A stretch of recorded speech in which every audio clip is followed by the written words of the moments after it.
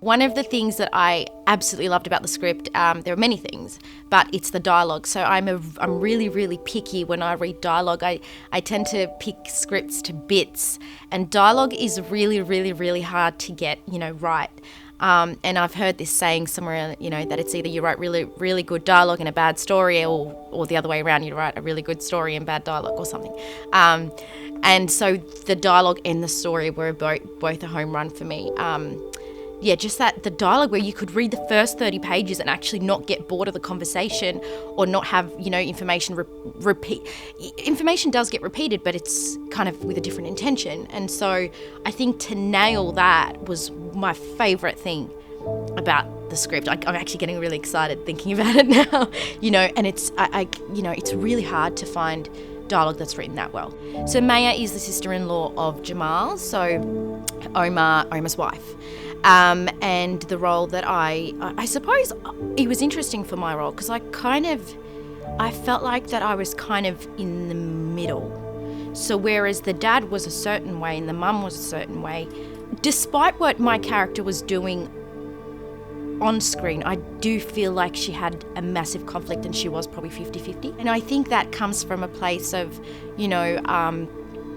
wanting... Obviously, in the story, she wants to support her husband and all of that, but I wanted to make sure that she was also empathetic towards Jamal. Why are you helping him? If you don't call the police, you're risking yourself by aiding them. It's my fault. I saw the signs. I should have done something. Now you can. Call the police. And I remember the script reading that we had as a group, and I think that was probably the first official read. I loved the little world that these guys were trapped in, and I also really, really, really was intrigued by the psyche in terms of what trauma does to certain people. So I was really drawn in by that, and just what makes people, click, and where does family fit into everything. So how does family influence these decisions? Does it influence at all? It was mainly just tapping into that human psyche of, what would you do for the ones you loved, or what would you do for a cause?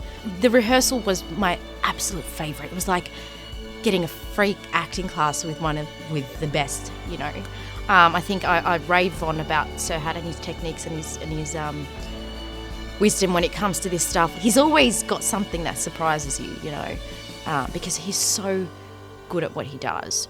And he so knows how to work with individuals and look at their, what their strengths and weaknesses are. But I just loved it. Like, I loved playing. Like I said, it was just it was an acting class on steroids with Sir Had.